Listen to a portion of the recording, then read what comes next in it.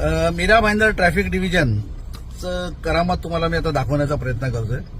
मीरा भाईंदर महानगरपालिकेच्या हद्दीत दैसर चेकनाका या ठिकाणी एक बाईक सवार होता। त्यांनी काही गुन्हा केला असल्यावर त्याला ट्रॅफिक हवालदारांनी पकडलं आणि ट्रॅफिक हवालदारांनी पकडल्यानंतर त्याला चार्ज करण्यात आला त्याच्यावर।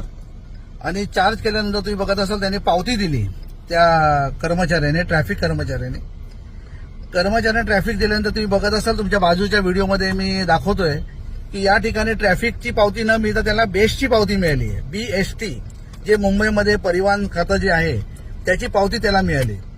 आता तुम्ही विचार करा, जर मी फाईन RTO मारते, ट्रॅफिक मारतायत आणि त्याची पावती जर बेस्टची मिळत असेल, हा कुठे ना कुठे फार मोठा घोळ आहे, लक्षात घ्या। मीरा भाईंदरमध्ये वारंवार ट्रॅफिकच्या माध्यमातून हा दिशाभूल लोकांना काय केलं जातं।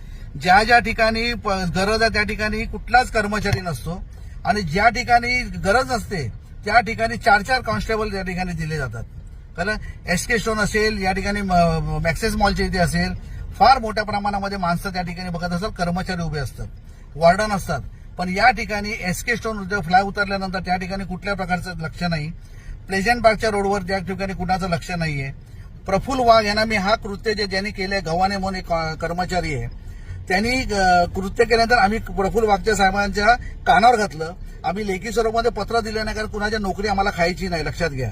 पण प्रफुल्ल वाघने साहेबांनी आम्हाला आश्वासन दिलेलं आमच्या सगळे पदाधिकाऱ्यांना की याच्यावर कठोरच्या कठोर कारवाई आम्ही करू आणि त्याला त्याची धडा शिकवायला पाहिजे। कारण हा एवढं मोठं गुन्हा कसा करू शकतो हा माणूस, ज्या हवालदारांनी दिलेलं आहे। त्यामुळे या हवालदारवर, या कर्मचाऱ्यावर गुन्हा दाखल व्हायला पाहिजे, शहानिशा व्हायला पाहिजे, इन्क्वायरी बसायला पाहिजे की ते त्याच्याकडनं आलं कसं आणि BSTचे पण कर्मचारी कुठल्या कर्मचाऱ्यांनी त्याला दिलं ह्याच्यावर पण शहानिशा व्हायला पाहिजे। मी 1-2 दिवसातच CP साहेबांना पत्र देतोय आणि पत्राचा खुलासा आम्हाला पाहिजे, लक्षात घ्या। त्यामुळे कुठे ना कुठे हे काळे धंदे तर चालू नाहीत ना, ह्याच्यावर सिद्ध होतं, लक्षात घ्या। त्यामुळे ते क्लेरिफिकेशन होणं फार गरजेचं आहे। प्रफुल्ल वाघ साहेबांना एवढं मला सांगायचं आहे की तुम्ही आल्यापासून या ठिकाणी अगोदर पण असे भ्रष्टाचार फार मोठ्या प्रमाणात झालेत। या ठिकाणी ट्रॅफिकच्या माध्यमातून लूट होते, लक्षात घ्या। दैसर चेकनाका या ठिकाणी गुजरातच्या जीजेच्या ज्या गाड्या आहेत त्यांच्याकडनं भरमसाठ लूट केली जाते, लक्षात। माझा जाहीर आरोप आहे, लक्षात घ्या।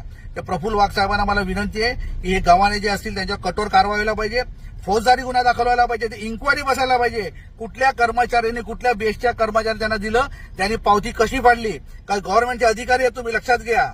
रोडच्या कुठले तरी माणसं असतील आपण समजू शकतो, पण याच्यावर तुम्हाला बाजूला व्हिडिओ बघताय त्याच्यामध्ये बेस्टची पावती आहे। ट्रॅफिकनी पकडल्यानंतर ट्रॅफिकची पावती पाहिजे, ते न करता बेस्टची पावती आहे, लक्षात घ्या। त्याच्यावर सखोल इन्क्वायरी व्हायला पाहिजे।